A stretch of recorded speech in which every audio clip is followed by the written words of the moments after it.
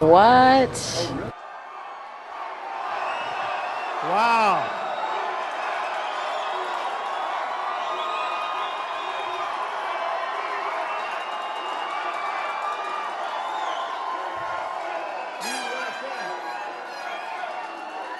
That's amazing. Great. Wow. Wow.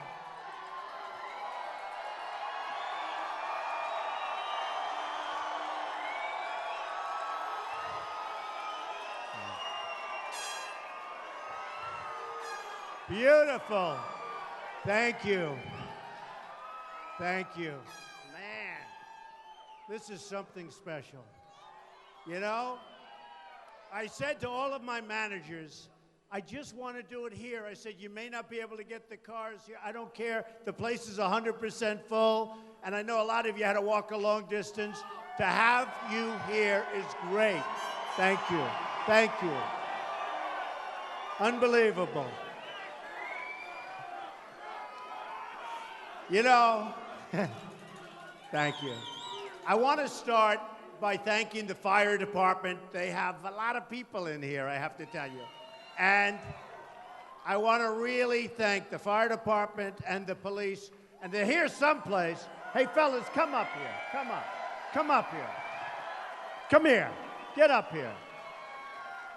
These guys have been so incredible today with the traffic and everything. And I just want to thank our police department. They have been absolutely incredible. Look at these guys. Look at these guys.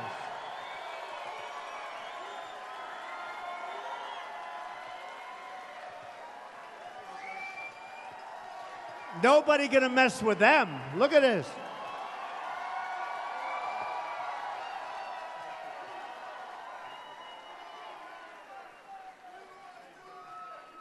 Thank you very much, fellas. They don't want to leave the stage. They'll never leave. And the fire department, likewise, they've been incredible. So thank you very much. You know, what a crowd. Is there nothing like Miami? Nothing. Nothing. Nothing like Miami. Incredible. So, when I was a little boy, my father always loved Doral. Always. And he said, come on, son. And he didn't play golf. He was a worker. He didn't want to play golf. He didn't have time to play golf. And he had a beautiful swing, actually, but he played very little, almost never. But he used to love coming here. And it was the hottest resort in the country. This is a long time ago. I won't say how many years because I like to think I'm a very young person. But a long time ago, at the beginning. And he would say, let's go, and would walk around. And who would have ever thought that someday I'd own this place, right? Who would ever thought it? Who would ever thought? But what happened is Doral is very interesting. It had 5 courses, almost 800 acres right smack in the middle of Miami. Incredible location, right near the airport, you're 10 minutes away, and always did well. It was always one of the top places. And then, sadly, Wall Street got a hold of it. The original developer, boo, boo, boo, boo. Oh, they're going to pay tax, don't worry about it. They're friends of mine, but they'll pay. They're going to pay, don't worry. But you know, what happened is it became a money thing, and it was like playing cards, bing, bing, bing, and they'd trade it. Every year, and every 3 years, somebody would make a lot of money. It was like musical chairs, like this. And they'd sell it. Then somebody would own it for 3 or 4 or 5 years, Wall Street, and they'd sell it, make a lot of money. Always made a lot of money. Everybody made a lot of money with Doral, except for the last group that I bought it for. You know, it was like musical chairs. And I bought it. And when I bought it from a smart group, but the market had crashed. You know all about the crash. And I got it for the right price. I signed for X dollars, a lot of money, 170 million. But then I said, you know, maybe I can make a better deal before I close. So I went into closing with Ivanka. We know Ivanka. We love Ivanka, right? Right? I went in with Ivanka, and I said, watch, Ivanka. Let's see if we can make $20 million. It's true. So I have a contract for 100. I've never told this story, actually. I have a contract for 170, and I had all these good-looking, brilliant young men in front of me, and they all wore suspenders without the jacket, right? You know, the jackets were behind the seat. They were all like Tom Cruise. You couldn't get better central casting. In fact, all of that media, look at that media back there. Look at these people. Wow. No, they're all right. I'm going to tell you some media stories in a little bit. So, no, but they're central casting, the red suspenders, handsome, beautiful, smart, top schools. They would go to Harvard, they go to Wharton, they go to Stanford. And I said, I want to show off to my daughter. Does that make sense? You know, I have this great daughter. So I go in, and she said, Dad, they're not going to cut. You have a contract for 170. I said, well, that's right. So does Iran have a contract. That doesn't mean we can't make it much better, you know, right? So what happens, I tell these guys, there's no way I'm paying $170 million. I'm not doing it. I'm not doing it. They said, you have to pay it. You have to pay it. Beautiful guys. You have to pay it. You really have to. And I said, there's no way. That's all right.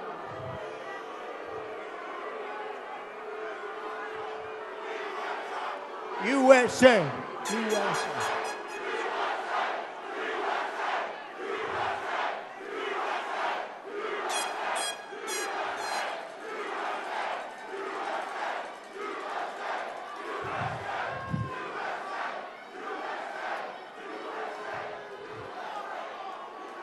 Don't hurt him. Don't hurt him. Don't hurt him. You can get him out, but don't hurt him. We don't want anyone getting hurt. Don't get hurt. But that's what freedom of speech. I mean, it's all freedom of speech. You know that. You know that.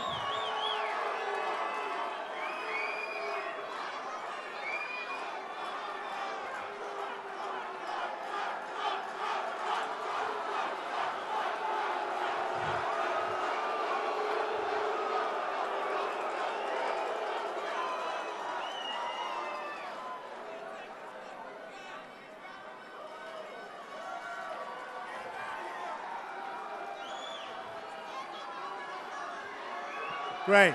Great life. It's a great life. It's a great life. That's all right. That's what the country's all about. I mean, we got to be able to speak, and every once in a while be a little bit disrupted, but it doesn't take long. It doesn't take long. So, let me just finish the story. Thank you. Too bad we had to throw them out, but sometimes you have to throw people out, right? You have to do it. Have to do it.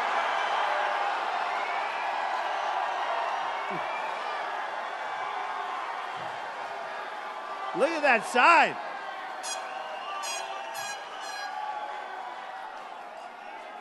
Look at the size of that sign. Can you believe that? Wow. Thank you. Beautiful.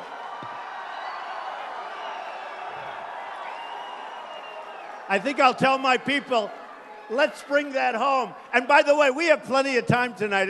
I'm here all night. You know, tomorrow night, we're in Jacksonville, Florida. We have at least 15,000 people, probably 20,000 people tomorrow night.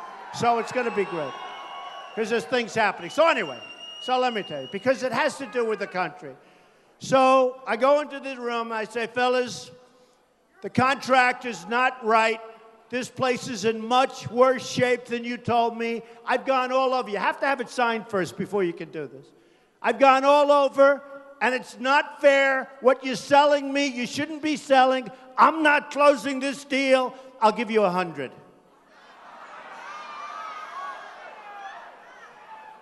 Remember, I want to impress my daughter. The art of the deal. And I meant it. Nothing wrong. I said it wasn't in the shape that you're supposed to be in, you know. So I ranted and raved like a lunatic for about 5 minutes about condition. And they said, we're never going to cut 10 cents. Within about 2 minutes, they said, would you take $20 million off? They said, would you agree to $20 million, Mr. Trump? I said, no way, you got to do it less.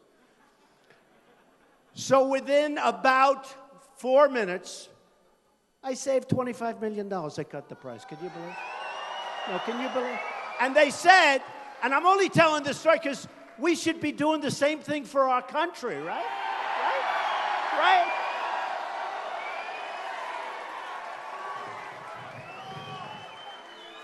So my daughter was very impressed. And I mean, the whole thing took less than 5 minutes. And the actual number after tax, I actually saved $20 million. And I just said, Ivanka, we just bought the furniture. That's very nice, right? So then I had a decision to make. We have this great place. I had a decision. Legendary place. And the decision was, do we fix it? Do we fix it?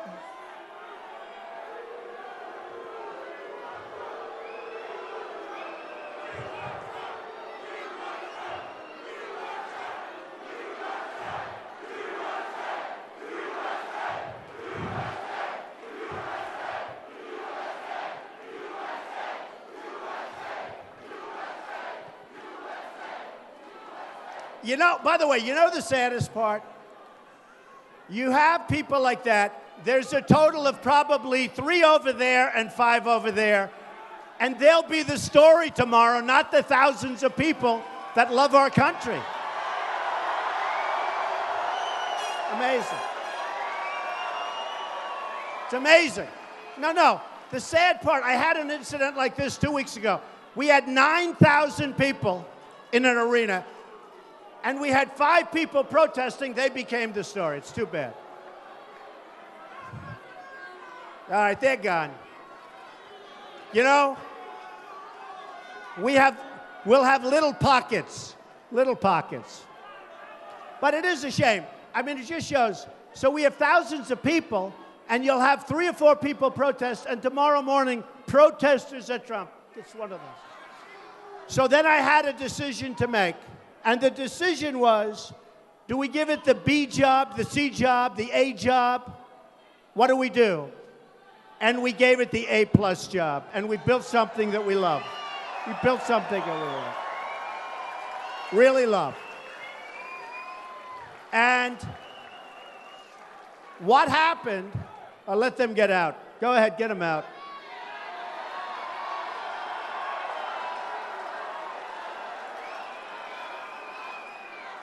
See, the first group, I was nice. Oh, take your time. The second group, I was pretty nice. The third group, I'll be a little more violent. And the fourth group, I'll say, get the hell out of here.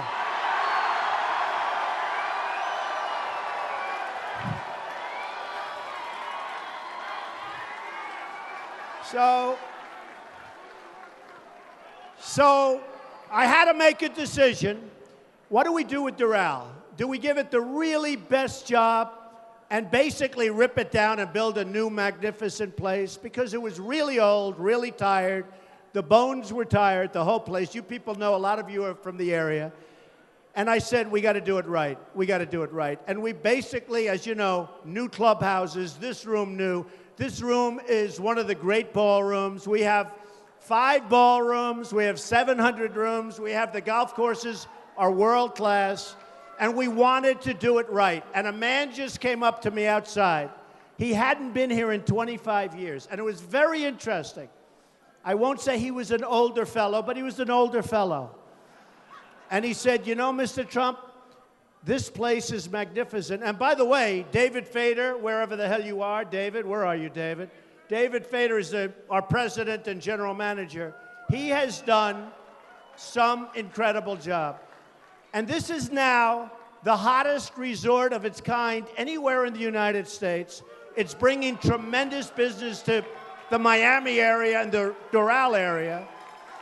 And it's become the hottest place, so it's really good. In fact, the PGA Tour just gave us a 10-year extension on the tournament, which they never do. So that's how good it is. They never do that. So it's become a really, really successful place. But this gentleman came up to me, and he said, and it was so simple, and yet it was so beautiful. He said, Mr. Trump, I haven't been back here in 25 years. It was in very, very bad shape. I actually bought it out of bankruptcies from some people that I know very well that are killers, but they didn't really know what they were doing in this case. And I said, well, that's very nice. I said, you know, Mr. Trump, if you could do the same for the United States as you did here, it would be unbelievable. Unbelievable. True. I thought it was great. I thought it was great. I thought it was great. And you know, in its own way, doing it for the United States might be easier than what we had to do here. It's as crazy as it sounds. So, and that's what we have to do.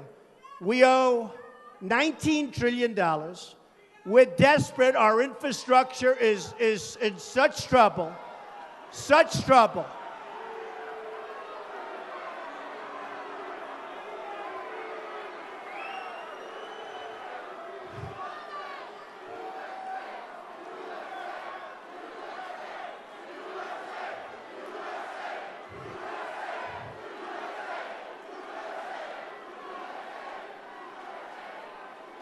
Hey, isn't this more fun than having like a normal deal, right? Right? I mean, supposing we had like a normal speech, we talk and talk and talk. The evening ends, we go home, go to sleep. This is more fun, right? You know? You know, they used to call it the silent majority, but they don't use that anymore because, frankly, it's no longer silent because we're not going to take this crap anymore. We're not going to take it anymore. We are not going to take it anymore.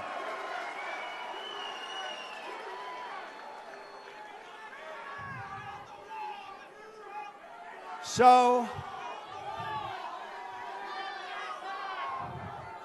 it is true. You know, for years, you haven't heard that term silent majority. I don't know, it was a long time ago, and people thought it was politically incorrect. And I started using it, but then I started realizing, honestly, it's not silent. There's nothing silent.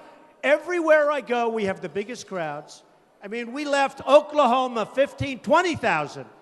Dallas, Texas, Mark Cuban's arena, where the Mavericks play. We had 20,000. Mobile, Alabama, 35,000. I go to Iowa. I go to New Hampshire. No matter where, South Carolina, unbelievable crowds all over. And there's love in the room. There's just love in the room. It's incredible. It's incredible. And you know, and there's nothing silent about it. We're sick and tired of incompetent people running our government.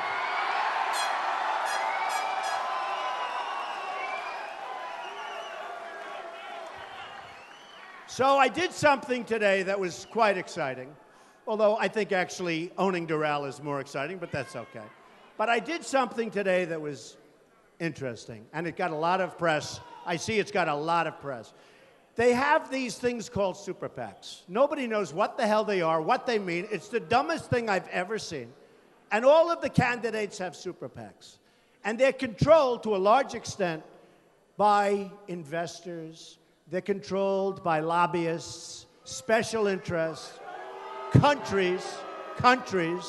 You know, when you wonder why our politicians make such bad deals with foreign countries and with other deals, it's because they're totally controlled by people that benefit even if our country doesn't benefit. It's true. It's true. And the super PACs are a disaster. You have Jeb Bush. Did anybody ever hear of Jeb Bush? Jeb.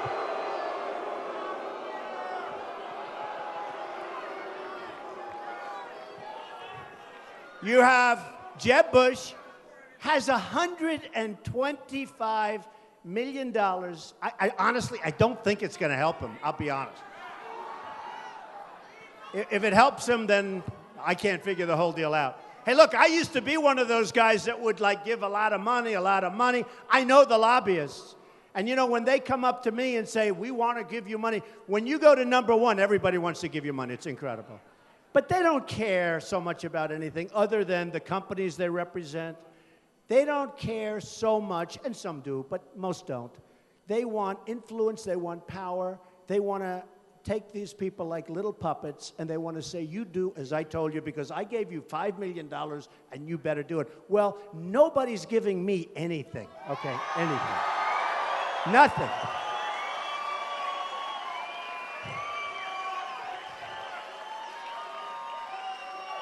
And so what happened is I noticed over the last couple of weeks, everybody's forming a Trump super PAC.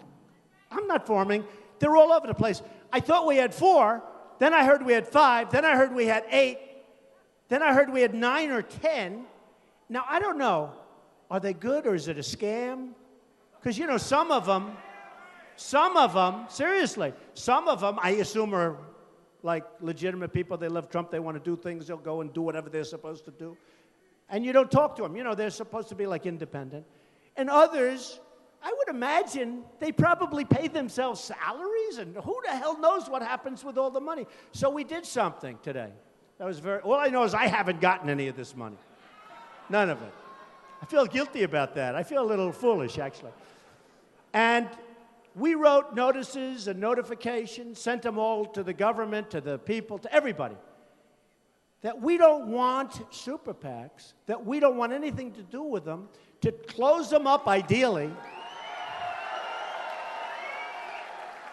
hopefully to give the money back, whatever money's raised. I mean, I saw the other day in one of the programs, 2 young, nice-looking guys, big fans of Trump, I think, and they opened an Art of the Deal. I think it's called the Art of the Deal Super PAC, after my book, right? And by the way, we're having a new book come out on November 3rd. I think it's going to be great. I think it's going to be great.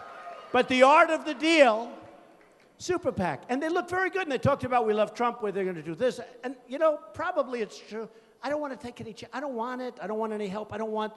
The one thing we do, people send in small donations, like small ones. For a woman, $7.50 with about a 4-page letter. Another woman, $50, $30, $90, $250. But that I love because, number one, you can't send it back. How do you send a letter back to a woman who loves the country, who's giving a lot of money? That's like giving $1 million to a rich person. How do you send the $7.50 back? You can't. You can't. There's no letter you can write. It's true. There's no letter that you can write to that woman to say, we don't want your money, okay? So that's the only stuff. And we take it, and it comes in, and that's the only stuff we want. But we don't want any of the, you know, the big money. We don't want any big money. And so today, I did something, started getting big press, actually, this evening, because nobody's ever done it. I disclaimed and disavowed all super PACs. I don't want any of them. I don't want their money. I don't want anything. And I said very strongly when we wrote the letter, and I told my attorneys and everybody, that I think every candidate running right now for the presidency should disavow their super PACs. They should disavow their super PACs.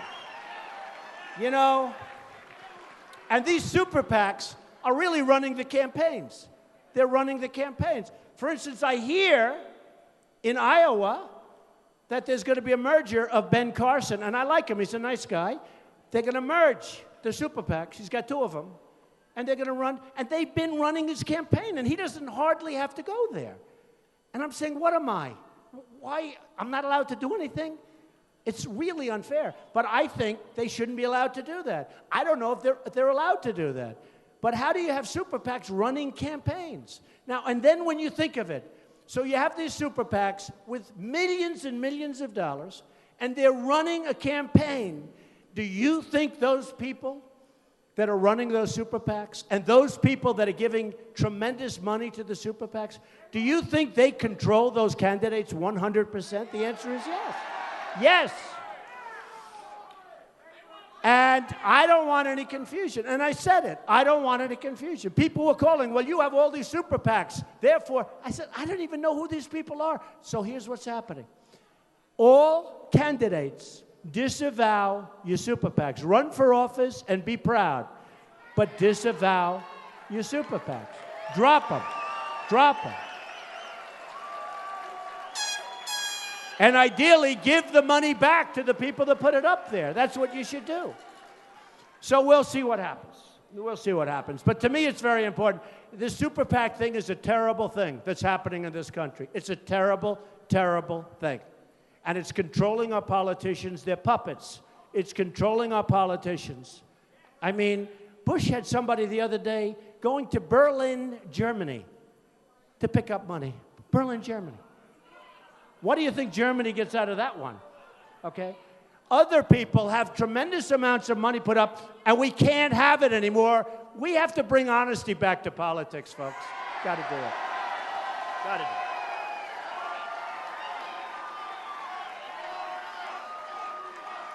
So,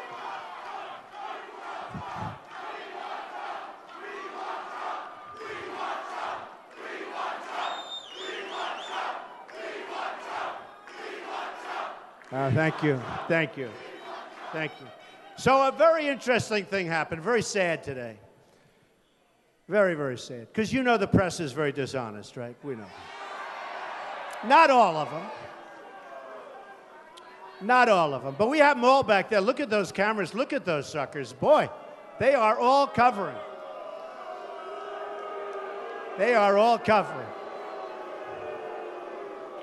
They are covering Trump, and they're covering you. And they'll all be with us tomorrow night in Jacksonville. And by the way, if you can, it's going to be wild. Come back up. It's going to be so. It's going to be well. So, a crazy thing happened. I love polls. Everybody knows I love polls. And they said, I wonder what would happen if Trump wasn't number one in the poll. And somebody said, oh, if he wasn't number one, maybe he'd drop out of the race. Believe me, I'm not dropping out of anything. That I can tell you. Never, ever. I'm not dropping out of anything.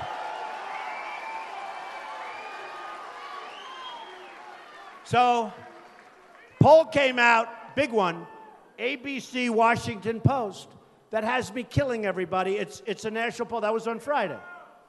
We're killing 32. Think of it. 32. You know, you notice every week I started at 3. First, well, that was slightly before I ran, but because nobody thought I was going to run. Nobody thought I was going to run. You know, they all said, he's never going to run. If he runs, it doesn't matter. What does he know about politics, right? I've only dealt in politics all my life, that's all. But, so it started at 3, it went to 8, went to 12, went to 16, went to... Now, as of Friday, nationally, 32, and then another one came out. Another one came out last week. Reuters, listen to this one, 33 to 15. 15. 15 is Ben Carson. He's in second place. But they kept saying, oh, if Trump ever loses, because you know what? I mean, I'm getting spoiled. From the time I ran and from the time I went up, when I was at 12, they said, all right, he's peaked. He's peaked. You know, you're hearing the same crap, right?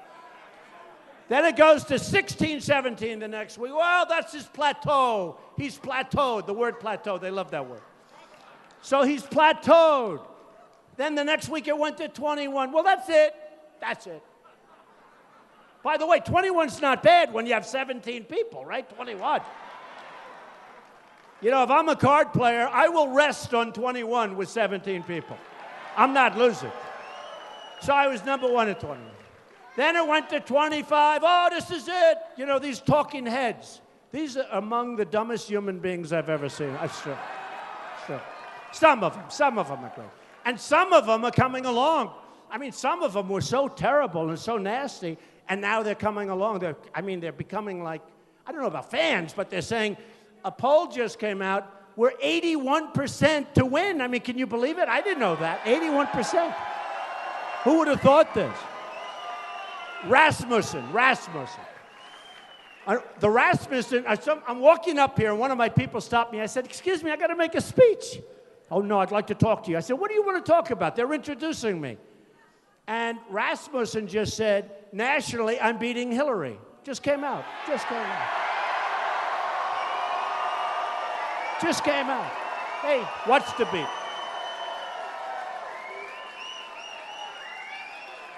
So now I said, I'm glad they stopped me, right? I'm glad they stopped. So anyway, but a bad thing happened. Bad. So look, I mean, I just wrote down a few of them, and then I'll tell you what was bad.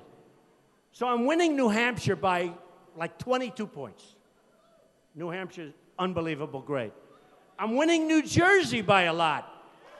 A lot. And Chris Christie's a friend of mine.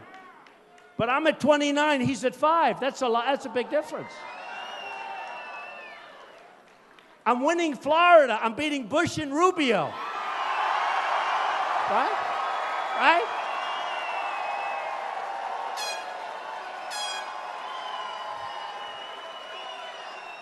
I'm winning Nevada by a fortune, but here's what I like the best. Nevada, tremendous Hispanic population. I'm winning with the Hispanics. Big. Winning with the Hispanics. And I keep telling everybody, I'm going to win with the Hispanics. I say to everybody. I love the Hispanics. I have thousands of Hispanics. Thank you. I love you too. I love you too. True. I have thousands of Hispanics working for me all over. At this place, I have, 1,800, 1,900 employees and many Hispanics. They're unbelievable people, unbelievable workers. I love them. I love them. I love them. And they know, they're smart. They know I'm bringing jobs back from China, from Japan, from all these countries. I'm bringing them back. And nobody else can do that. I know the people I'm running against, including Hillary. No, they can't do that. They can't do that. They can't do that. I mean, honestly, Ben Carson cannot do that, folks. I hate to tell you. Cannot do it. Can't do it. They're not going to do it. So here's the story. So winning in Florida, winning in Texas, okay? Winning in Texas, big. Winning in South Carolina, winning in North Carolina. Winning in Ohio against Kasich, which is interesting. And he's a good man. He's a good man, but I'm winning in Ohio against Kasich. I'm winning in Massachusetts. Listen to this one. This is one I love. Maybe, I don't even know why. Massachusetts. I'm at 48. 48. 48. And second place is 12. Boy, I'm going to have to do a really, really bad crash to blow that one. So, what happens? Let me give you the bad news, right? And this has been going on now for 100 days. Did you they were celebrating on television. 100 days on the top of every poll. Think of it.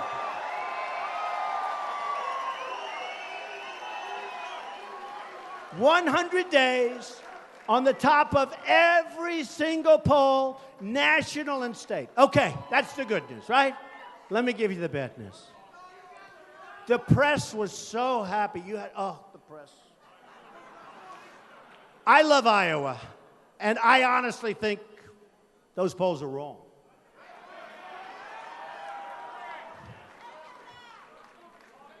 I'm Presbyterian. I'm a great Christian. True.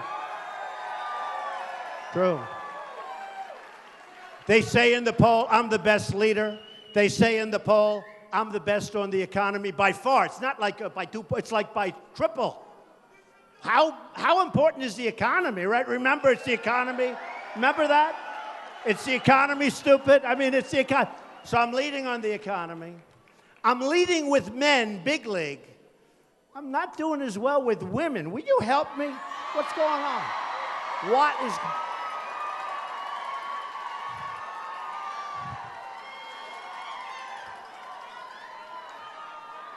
Which I don't... Look, nobody respects women more than me. Greatest person ever was my mother, believe me. The greatest. Nobody's going to be better or do more for women than Donald Trump. That I can tell you. That I can tell you.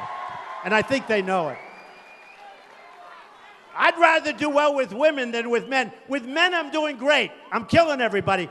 With women, not terrible, but I could do better.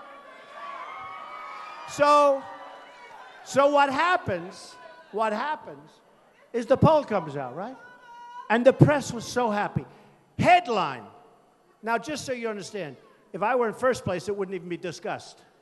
Nobody would mention it. But here it is all day long. Oh, my head. I turn on the television. Headline. Bigger than Hillary's talk yesterday on Benghazi.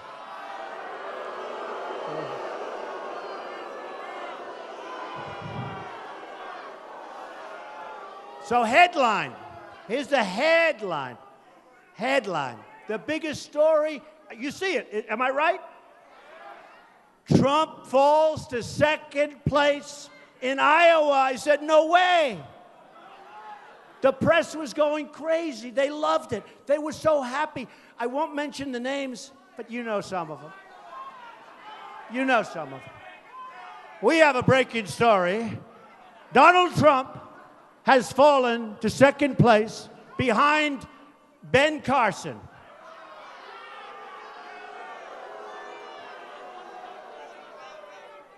We informed Ben, but he was sleeping. No. Donald Trump has fallen to second place. You know, it's funny. You got all these guys. 2 people dropped out, right? Perry, you know about that. And you know the governor of Wisconsin, very nice guy, right? Walker. They both dropped out. They became so vicious to me. Perry, he was such a nice guy, like 2 months ago. He couldn't have been nice. He went to Washington to make a speech about me. It was so vicious that those that loved me started crying. Maybe not. No, it was vicious. It sent, then, and we had so many. You had Lindsey Graham.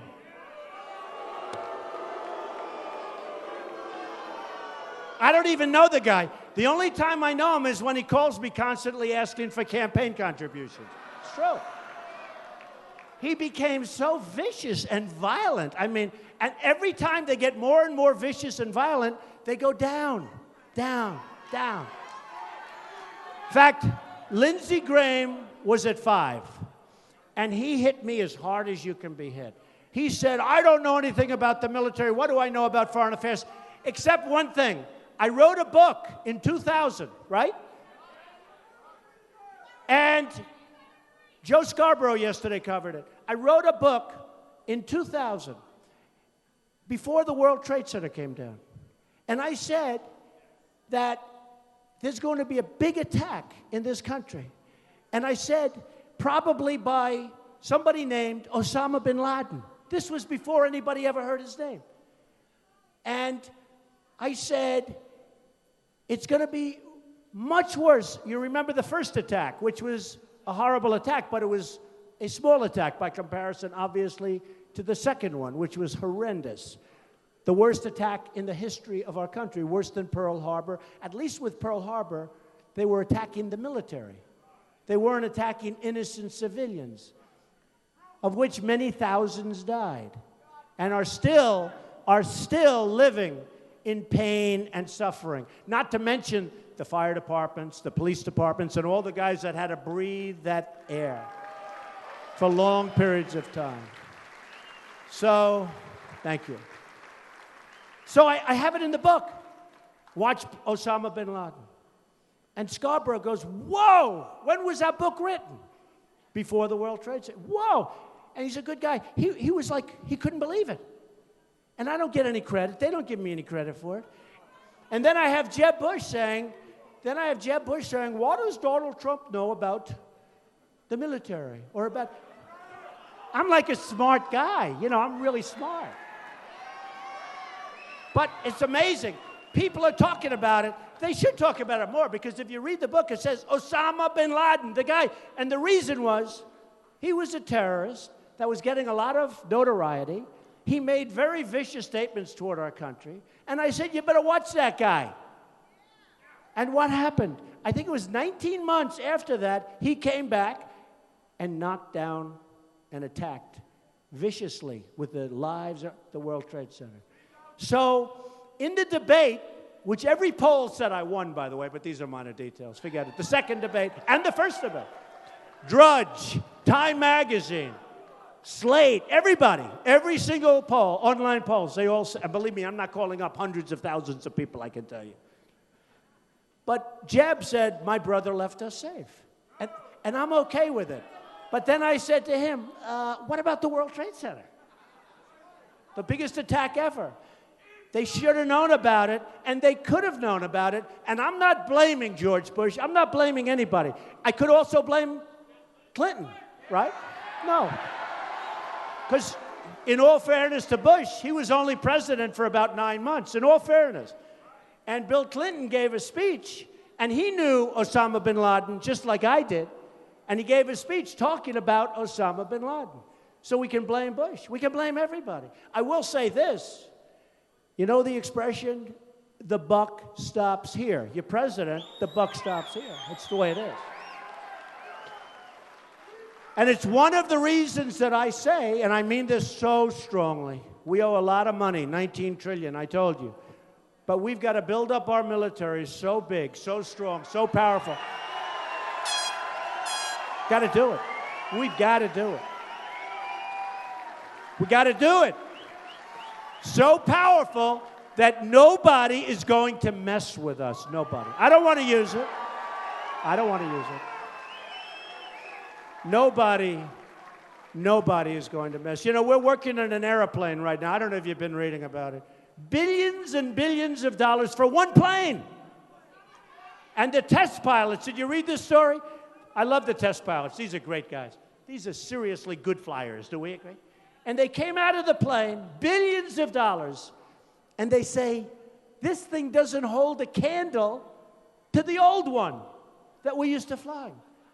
It doesn't maneuver as well, doesn't work. We're talking billions and billions. What are we doing, folks? What are we doing? What are we doing? What are we doing? So we need a special leader. We need a special leader.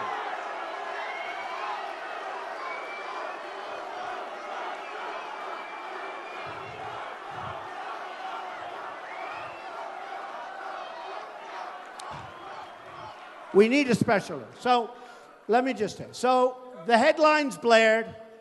I don't believe those polls, by the way, because both of those pollsters do not like me. I'm telling you. Now, I'm not saying anything that goes on illicitly with polling, okay? I would never, ever say that. But both of those polling groups do not like me at all. And I disagree. I don't believe it. I was just interviewed. Where is Jake Tapper? Is he here? Jake. Where's Jake?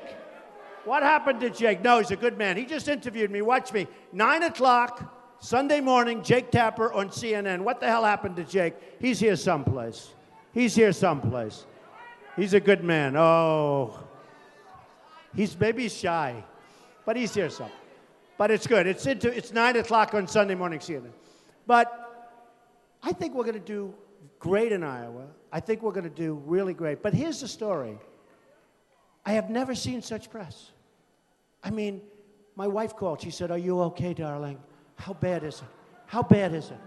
They made it sound like it's the greatest defeat in history. And the bad part is if I won it, it wouldn't have even been mentioned. It wouldn't be a story. But then I said to myself, look, I have to talk. I'm going to be nice. I'm going to be nice because I have to talk about it. You got the power. Ben Carson, thank you. Ben Carson is the one that's leading Iowa, supposedly, okay? And I said, I got to talk about him. A friend of mine who happens to be a great, great athlete, he happens to be African-American. He calls himself black. He said, I'm black. I said, I can't say that. It's not politically correct. It's true. He said, Donald, you're the greatest trash talker that ever lived, and I never thought, he says this to me. He said, and I never thought I'd say it about a white guy. Can you believe this?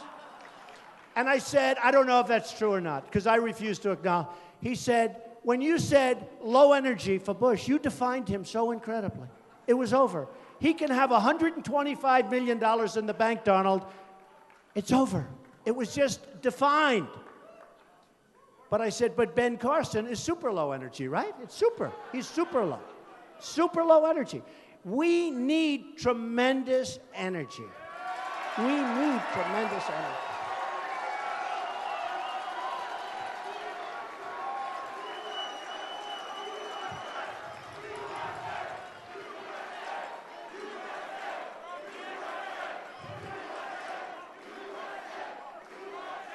We need energy. So, Hillary Clinton the other day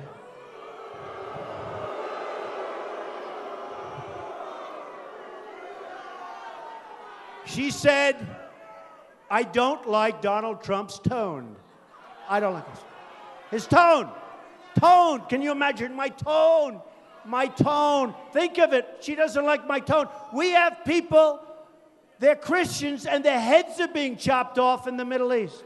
We have people that are dying by the thousands all over this country. We have people that are being drowned in cages. It hasn't been like this since medieval times, it's true. Who would ever think? And she's talking about my tone. Think of it. Think of it. Think of it. We have to be politically correct. So they can chop off the heads of an American Christian, and we can't waterboard. It's not fair. No, it's not fair. No, think of it. Think of how crazy and how lopsided our country has become. Think of what's going on. Think of what's going on. Think of why we're not respected. Think about Sergeant Bergdahl, a traitor. A traitor. Think of him. He's a dirty, rotten traitor. 6 people died going after him. They died. 6 young, incredible, brave people died. The deal is, we get Traitor Bergdahl, they get 5 of the best people that they have, that they've been after for 10 years. They get 5 killers that are right now leading and back on the battlefield, trying to kill everybody, including you. And we get Bergdahl, a traitor, okay? We get Bergdahl. And then, 2 days ago, it came out that Bergdahl, they don't want to put him in jail. You know, in the old days, boom, firing squad. No, it's true.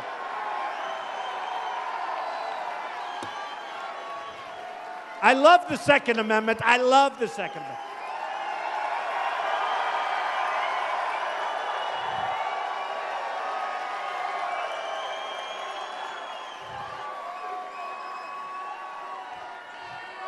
So 2 days ago, it comes out that Sergeant Bergdahl won't even have to go to jail. Oh, think of it. Where have we gone? Where have we gone? What's going on with our country?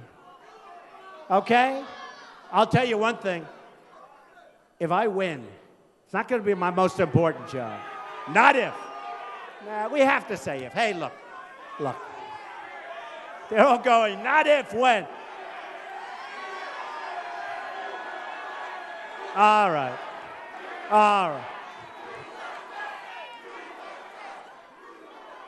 Okay, I have a, you know what? The word should be if, but you know what? They're going crazy up here. They're saying when. So when? Okay, when? When? And I hope so, because I'll tell you, we can make our country so great again. Can make it so great again. But I promise you, we will be reopening that Bergdahl disaster. We will be reopening it. It's going to be a lot of things are going to be reopened.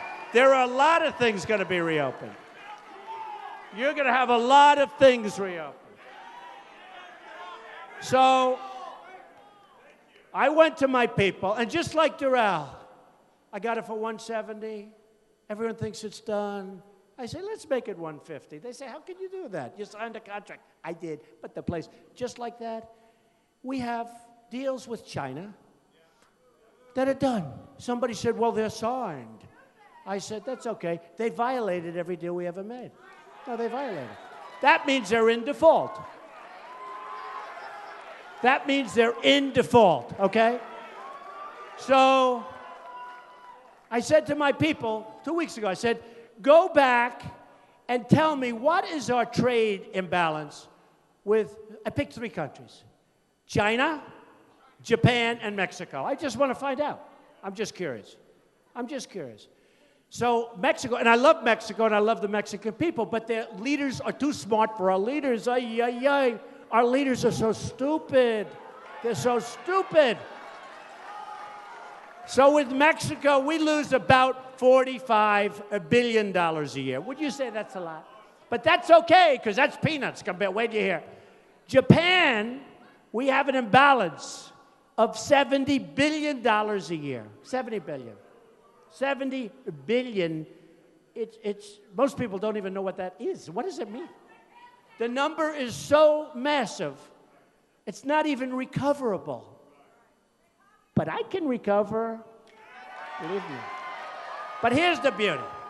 And I love China. They buy my apartments. They give me $25 million. I do them like hotcakes. But China is the most unfair because, well, Japan's right there. You know, Japan sells those. They just devalued the hell out of their currency. You saw that, Japan. But China gave the biggest, greatest devaluation in the last 2 decades, meaning 20 years. The biggest devaluation. So I said, what's the trade imbalance? They told me Mexico first. I said, wow, that's a lot of money. Then they said Japan. I said, wow, that's even more money. I said, give it to me with China. Almost $400 billion a year we lose. How stupid are we? We should be ashamed of ourselves. How stupid are we? And I don't blame China. I don't blame them at all. I have friends from China. They used to come up and see me and say, oh, Donald, we can't believe that we get away with this. It's unbelievable, you people. They are incompetent. Then I said, I'm running for president. They called me, no, we were only kidding. You're actually, it's amazing. They had no idea I'd be revealing their conversation. They can't even believe they get away. First of all, when China sends us their goods, there's no tax, there's no nothing. When we send China, number one, they won't accept them. If they do accept them, they have massive taxes and tariffs. It's a one-way street. It's a one-way street. A friend of mine, great manufacturer, can't get his goods in. He manufactures great stuff. Can't get his goods in China. He calls me. I can't deal with these people. Then finally he gets them in. They charged him a tax that was so high, I can't tell you because nobody's going to believe how high it was. These are smart people. But I have people that are smarter. I have people. Still. I have people. I mean, I have some of the great business people. They're all calling me. These guys, friends of mine, some enemies. I even have enemies calling. I have guys that are so smart, and some I don't like. Some I can't stand. Some are horrible people. Actually, I know one that's so bad as a human being. He's the worst human being I've ever met, but he's an unbelievable negotiator. I said, Irving, come on, you're going with us. And these are wealthy people. These are really wealthy people. And they're all calling me. They all want to get involved. I have a great guy, really great businessman, great everything. Carl Icahn. He called, I want to get involved, I want to help. He doesn't want money. He doesn't want a salary. You know, all these people representing us, they want salary. They give $2,000 to somebody, and now they're supposed to be paid for the next 8 years by some stupid politician. Okay? No. Carl Icahn wants to represent the country for nothing. Now, if I say, and he's a great guy, and I don't care if he's a great guy. He's a great guy, but I don't care.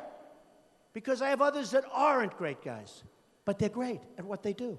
I know the great ones. I know the bad ones. I know the guys that are overrated. You got some overrated. You got some that are highly overrated. I won't use them. I have some that nobody ever heard of that are better than all of them. They're great. We have the most talented people there are.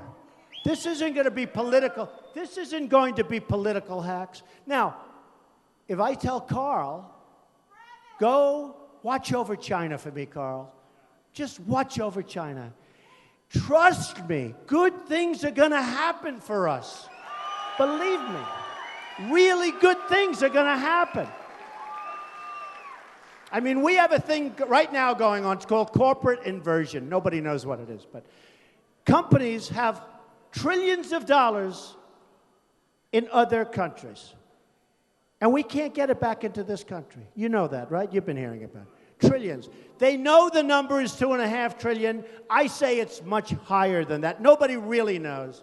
I think it's right. So at least $2.5 trillion is offshore, all these different countries. And what we're doing is our companies are going to, and they've already started, leaving the United States and moving to those other countries to get their money. Well, but you can't blame them. To get their money and to get lower taxes. So I came up with a tax plan that cuts taxes way down for corporations, for the middle-income people,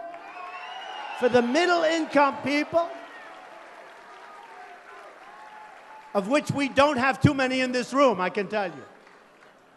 They're all upper middle-income people and upper people. But for the middle-income people, because the middle class in this country has been totally forgotten about. It's been totally forgotten about. So we're cutting corporate taxes. We're cutting taxes for the middle income. We're cutting a lot of things like carried interest. These guys, you know, the hedge fund guys, they pick a stock. If it goes up, they're geniuses, they make a fortune. If it goes down, they find another job, okay? A lot of it's luck. So what happens is the Democrats and the Republicans both agree that we should bring them on. Who cannot agree? For 3.5 years, they've agreed, and they still can't make a deal. It's gridlock in Washington. It's lack of leadership in Washington, and we're going to stop it. We're going to stop it, okay? We're going to stop it. The other day, and it's going to be amazing, we're going to have a really dynamic country. The other day, I watched a general being interviewed. And I said to a group before, why the hell is a general being interviewed on television? I don't want my generals being interviewed. I don't want them telling what we're doing, where we're going. Can you imagine General George Patton, who used to walk in a room with blood pouring out of his eyes? Do you think this guy's going to be interviewed on CNN? I don't think so.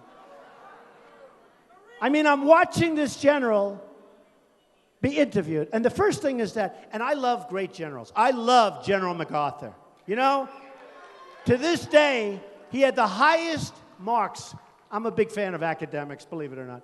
But he had the highest marks in the history of West Point. Highest average. That's a, you know, smart guy. In fact, his biggest problem is he hated to listen to Dwight Eisenhower because Dwight, who was a great guy, but he was at the lower part of his class, and MacArthur was the smartest guy probably ever at West Point, at least according to academics. And he couldn't believe that he had to take orders from Ike. I mean, there's so many interesting stories. But could you imagine General Douglas MacArthur being on television saying the following? The question was by a very good man asking the questions, said, what do you think of ISIS? Can we win? And the general looked at him and said, oh, it's going to be very tough. It's going to be very, very tough. I don't know. It's going to take a very, very long time.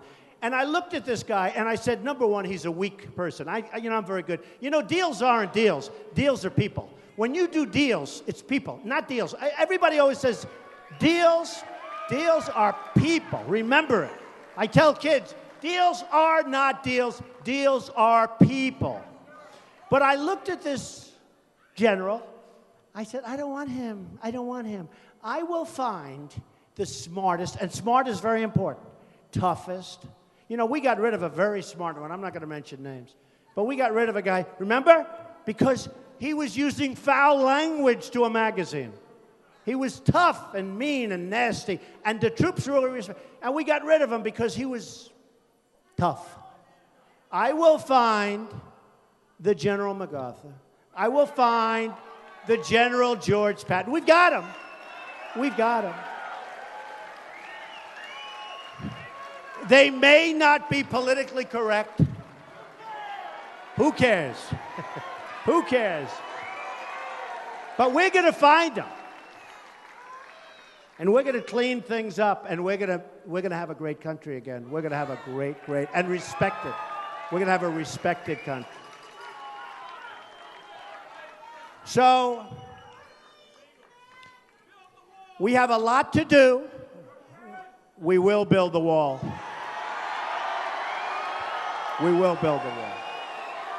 We have no choice. And by the way, people will come into our country, but they're going to come in legally. Legally.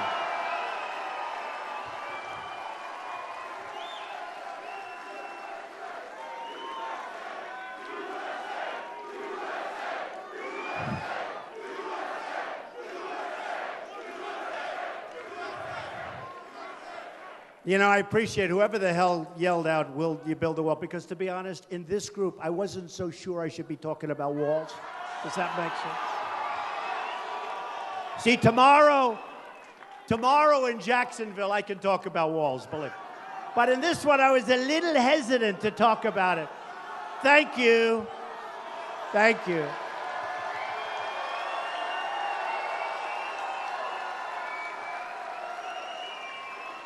By the way, and I say this all the time, and people bear it out, a radio host, Hispanic show in New York, said, you know, he was interviewed 2 weeks ago, he said, you know, my audience is all Hispanic. They love Trump. They love Trump.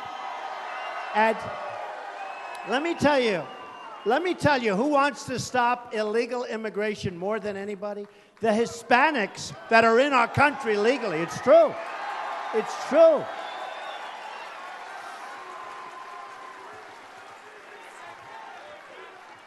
So, just to finish up, our country doesn't win anymore. You know that, right? Am I right? We don't win. When was the last time we had victory? We lose with China on trade. We lose with ISIS. We lose with Iraq. We don't know what we're doing. Iran just made the single greatest contract I have ever seen anybody make. We were represented by a man that should be ashamed of himself.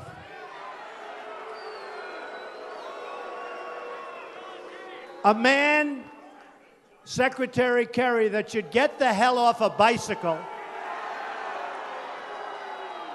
Here's a guy falls off his bicycle during the negotiation, breaks his leg.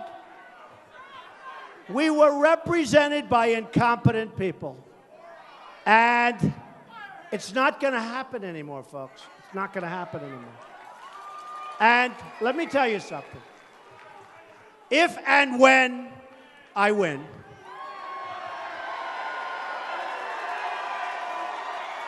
I'm not...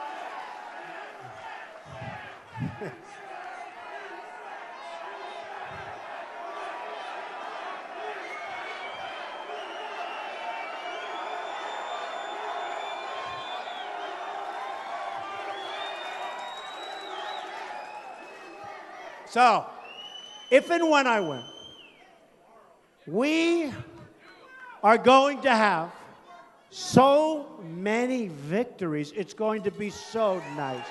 It's going to be so nice. We're going to win on trade.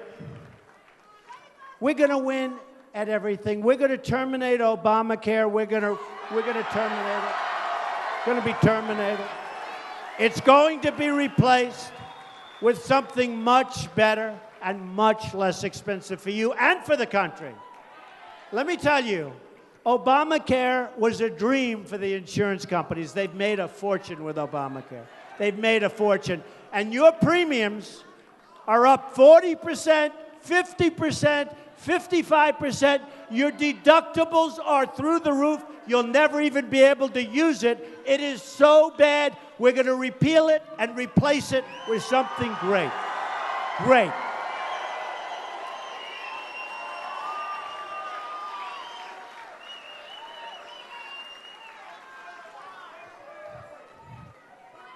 We are going to bring back the American dream.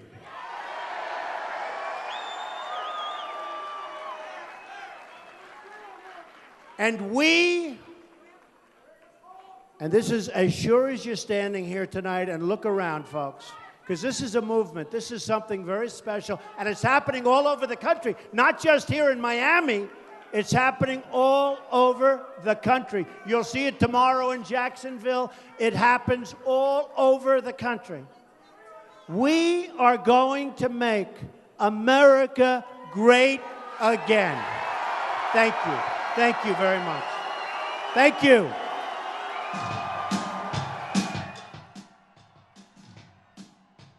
And there you have it, folks. Donald Trump live in Miami. What a rally. Do not go anywhere, though, as we will be doing an encore happening in just minutes. We appreciate everybody watching the Fox 10 News Now stream, part of